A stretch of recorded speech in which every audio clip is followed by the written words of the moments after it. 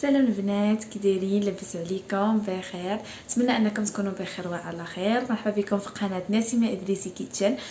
اليوم ان شاء الله فيديو جديد، موضوع جديد. كيف قلت لكم غادي نبقى مره نلوح لكم موضوع على الحمل والامومه والرضاعه.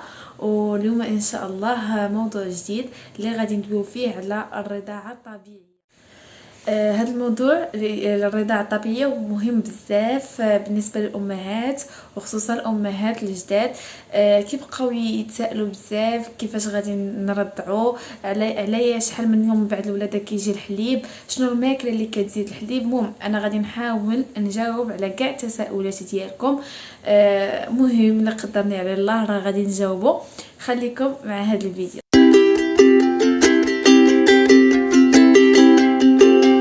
الرضاعة الطبيعية هي من أجمل الأشياء اللي ممكن توقع عند الأم. كتقوي الرابط ما بين الأم والطفل ديالها، كتخلي بيناتهم واحد الصلة اللي قوية بزاف. وانا كنصحكم انكم قد ما قدرتوا وحاولوا على قدر جهدكم انكم ترضعوا طبيعي وتبعدوا على الحليب الصناعي، لان بطبيعه الحال يعني الحليب الطبيعي فيه اكثر فوائد ومفيد اكثر للطفل اكثر من الحليب الصناعي. اذا قد ما قدرتوا حاولوا تجنبوا الحليب ديال الفارماسي ولا الصناعي، حاولوا تجنبوا قد ما قدرتوا.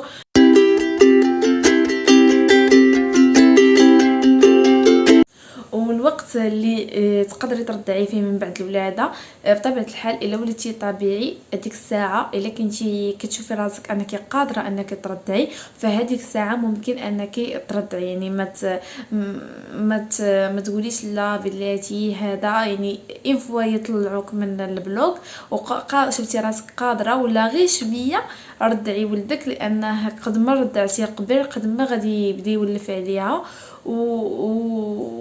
واحسن سبحان الله الولد راه انفو كيخرج من الكرش سبحان الله راه كيكون عارف كيفاش كيرضع. كتكون هذيك فتره سبحان الله، يعني عارف كيفاش نتي كتساعديه غير واحد شويه صافي هو كيكون عارف. اما الا ولدتي يعني سيزاريان ف ما عرفتش، انا حيت انا ديجا ولدت سيزاريان وكنت بحال ولات في الصباح وفي الليل عبس قدرت انني نرضع.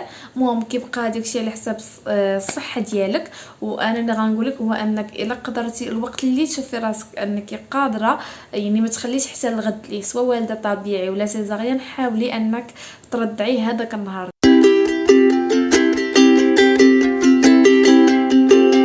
بالنسبه للناس اللي كيقولوا الرضاعه مؤلمه، امتى كتكون الرضاعه مؤلمه؟ كتكون ملي كيكون البوزيسيون ديال الرضاعه خاطئ.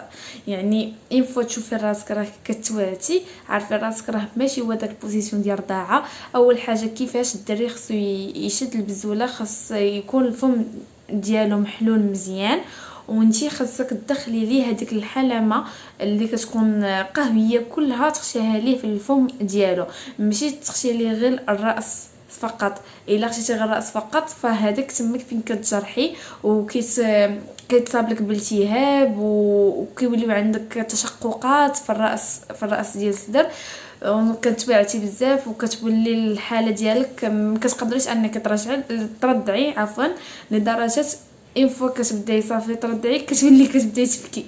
وهذا الشيء راه حتى انا دزت منه، وهذا حتى انا غلط كنت كنديرو. يعني كنعطيو للدري غير هذاك الراس الاول فقط، وهذا خاطئه. خاصك هذيك لا بارتي القهويه كلها تخشيها ليه فمو باش ما توعتيش.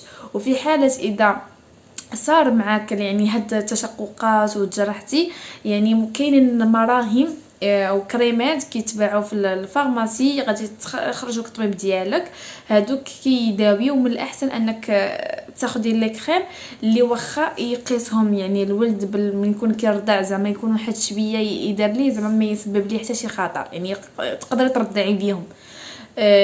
من الاحسن انك انت تطلبيها من الطبيبه ديالك وتقولي ليها تخرج لك شي كريم اللي ممكن انك ترضعي به، لانك هذاك الكريم خاصك ديريه كل مره، وما يمكنش عاوتاني كل مره تمشي تغسلي وترجعي عاوتاني ترضعيه ديريه وعاوتاني تمشي تغسلي، كتكون شويه صعيبه. من الاحسن يعني تاخدي كريم واخا ترضعي به ما كيكونش مشكل، يعني واخا غير كتمسحي شويه كتنقصي ومن بعد صافي كترضعي. او ممكن تستعني بالتيغلي، كاينين في الفارماسي حتى هما كاينين الكتريك كاينين مانيوال، ممكن تستعني بهم حتى هما شويه بما كيبرى لك الراس. او ممكن كاينين واحد العيبات هما كيتباعوا بحال جلدات كيتلصقوا في الراس ديال الصدر، وبحال هما بحال ديال السكازه كيتلصقوا وكيبقى يرضع، حتى هما كيسهلوا عليك شويه. ولكن من الاحسن انك زعما من الاول ديري ليه بوزيسيون صحيح باش ما توقعيش في هذه المشاكل كامله. وايضا في الاسبوع الاول ملي كتبداي ترضعي كتحسي بواحد الوجع في البطن ديالك. هذاك الوجع كيكون نورمال، كيكون في الاسبوع الاول، يقدر يبقى من اسبوع حتى ل10 ايام. هذاك غير الرحم كيرجع لبلاصتو وكيبدا كيصغر، والرضاعه الطبيعيه كتسهل هي اللي كتسمح ليه وكتسهل ليه باش انه يرجع البلاصه ديالو ويرجع كيف ما كان. يعني هادو من الايجابيات ديال الرضاعه الطبيعيه، انها كتسرع للرحم باش يرجع للبلاصه ديالو لا فورم اللي كان فيها من الاول.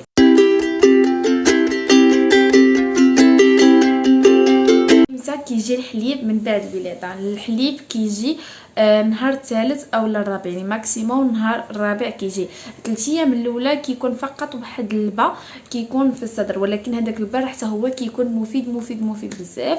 قد ما قدرتي عطيه للبيبي ديالك باش يرضعو، لانه كيكونوا فيه بزاف ديال الفوائد، واخا على الاقل غير قطيرات، هو كيكون قليل بزاف ولكن غير فهمتي غير بقيتي تقطري ليه لانه كيكون مفيد. والحليب راه كيجي نهار الثالث ولا الرابع وانتي غادي تلاحظيها. ومن العلامات ديالو انك غادي الا كان الحليب كتير غتقدر تطلع لك شويه سخانه، دي في حاله الا كان الحليب كتير بزاف تقدر تطلع لك سخانه ماشي بزاف غير 38 بحال هكا. وايضا غادي تحسي بالتورمات في الصدر ديالك كيف كنقولوا في الدارجه بحال كيتحجر لك واحد شويه. دونك هنا كتعرفي ان الحليب راه جا وما شاء الله جا كثير. ولا جاك هذا التورم كنصحك انك تاخدي الماء طايب يكون مزيان، وتاخدي واحد فوطه هكا تخشيها هكا نيشان في الماء طايب، تعصريها وتحطيها هي سخونه طيبه غير صبري ليها، حطيها نيشان على الصدر ديالك وهذاك الحليب اللي كيكون مورم. فديك الساعه كيتطلق بقاي فهمتي متحسي بها بردات، عاودي ديريها في الماء طايب عفوا احطيها على الصدر ديالك. او ممكن عاوتاني ديري تيغلي تبقاي تسعني بها تخبي باش يتطلق ليك الصدر ديالك. او لا تبقاي تعطي للبيبي كل شويه يبقى يرضع، يعني باش يخوالي كل شويه يبقى يرضع. ولكن الطريقه اللي كتكون سريعه هي اللي كيف قلت لك ديال الفوطه سخونه حطيها على الصدر ديالك، ولا بالك الحليب كيخرج غير بوحدو ما تخليش يضيع، ديري تيغلي ولا عطيه لولدك باش يرضع. وواحد نصيحه يعني قد ما الولد ديالك رضع في الايامات الاولى تقريبا هذيك 20 يوم او لا شهر، قد ما رضع ولدك قد ما كيجي الحليب كيبقى يتجدد. واخا كيبقى يبان لك راس كيبقى كيرضع رضعه الصدر خوا، راه واحد نص ساعه واحد ساعه غتحسي عشان بالصدر ديالك عمر كثار من الكميه الاولى اللي كنتي رضعتي. دونك قد ما عطيتيه يرضع قد ما مزيان، واخا ما يكونش فيك غير عطيه يجر، راه داك الجران راه كيساعد العروق باش كيبقاو ينتجوا الحليب. الوقت العادي ما بين الرضاعه والثانيه بالنسبه للبيبي ونورمالمون بالنسبه للرضاعه الطبيعيه كيكون من ساعه ونص الى ساعتين، انه كيكون الحليب خفيف ما كيشبعهمش بزاف. بالنسبه للحليب الصناعي فكيكون من ساعتين حتى 3 سوايع. ولكن الايامات الاولى غادي تصبري واحد شويه، لان كيكون البروغرام ديالهم باقي ما بقاتش، باقي ما عارفش. يقدر كل نص ساعه كل ثلث ساعه، ولكن انت خصك تعاودي. واخا يبكي ليك حاولي انك تعطيه سكاته، يعني تلاهي باش فهمتي يتبع لك واحد البروغرام، باش انك يبقى يرد عليك كل ساعه ونص، ولا تعاودي على كل ساعتين، باش يبقى غادي داكشي منظم.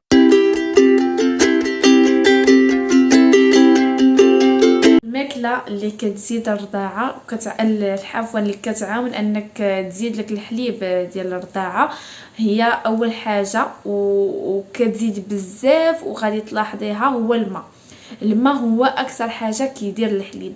يعني بقيت تشربي الماء بزاف، بقيت حتى حداك قرعه ديال الماء، وبقاي كل 10 دقائق ولا ربع ساعه تشربي تخوا، عمريها عاوتاني ما تفرقيهاش من حداك.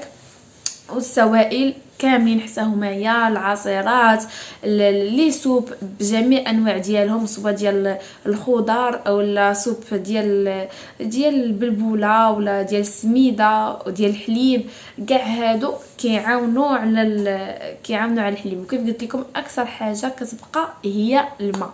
وعاوتاني ما تنسيش راسك حتى نتيا في الحليب، يعني انت بقاي تشربي الحليب، لانه كيعاونك باش تاخدي باش حيت انت كتخسري كميه ملي كتكوني كترضعي ديال الكالسيوم.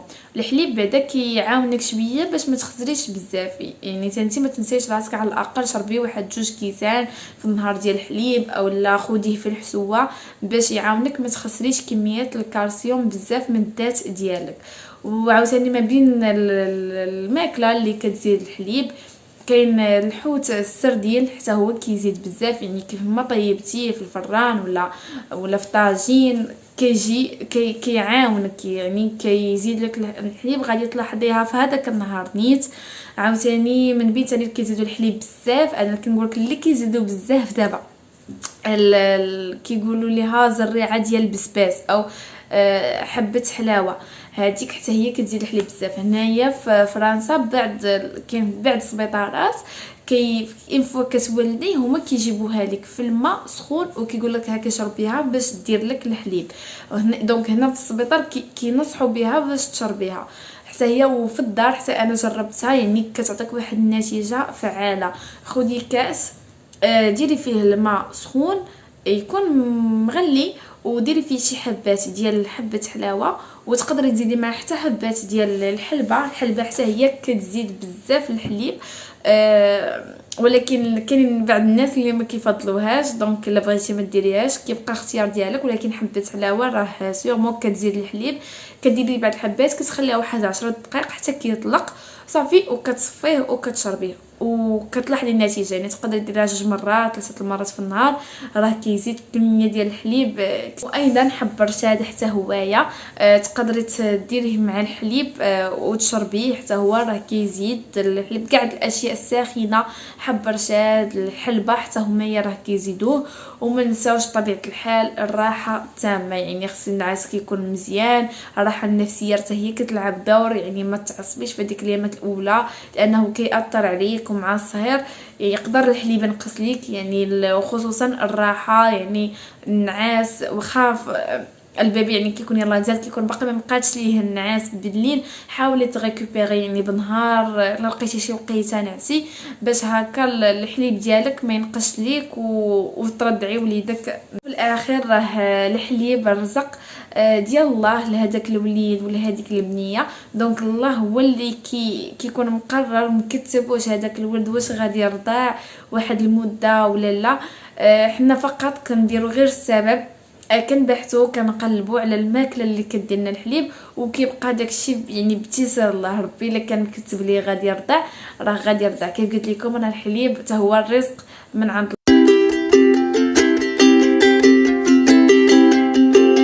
من الفوائد ديال الرضاعه الطبيعيه انها بالنسبه للاطفال بعدا اولا ما كتخليش يعني الاطفال يتصابوا بداء الربو، وايضا بالداء ديال الحساسيه الانف، وايضا كتكون النسبه ديال اصابتهم بالسرطان جد منخفضه حتى في الكبر، سواء في الصغار سواء في الكبر. حتى في الكبر الناس اللي رادعين بالزوله يعني راه ما كتكون الاصابه ديالهم بالسرطان كتكون ضعيفه.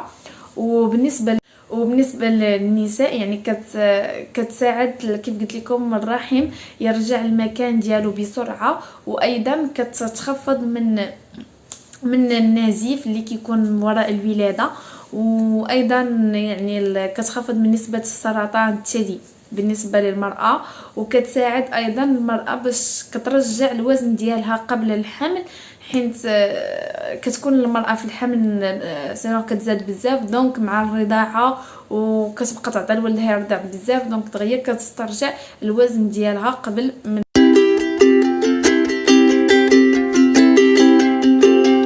تجربتي انا مع الرضاعه الطبيعيه.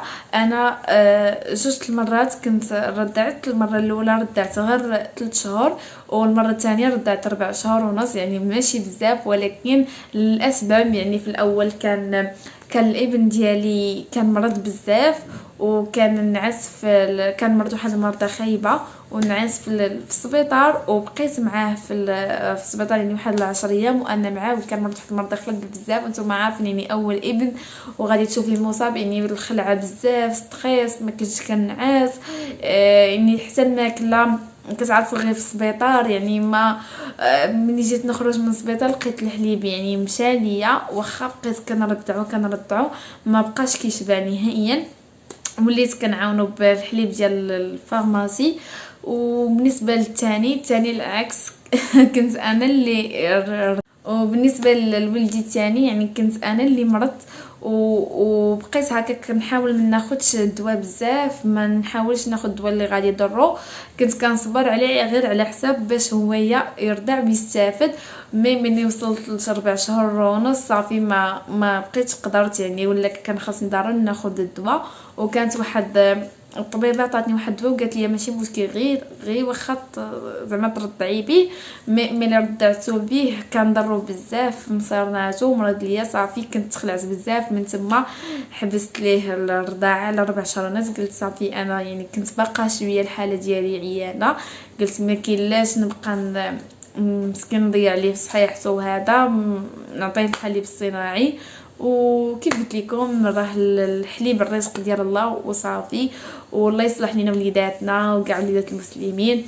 وهذا كان هو الفيديو ديال اليوم. انا كنصحكم حاولوا ترضعوا الرضاعه الطبيعيه قد ما قدرتوا، يعني ما واجهتوا حتى شي مشكل، يعني ديروا ما في جهدكم باش تكثروا الحليب باش تستمروا في الرضاعه. وكنتمنى الامهات الجداد ولا اللي كيرضعوا كنتمنى لهم رحله موفقه مع الوليدات ديالهم في الرضاعه، لانها ما سهلاش، الله يحسن العوان.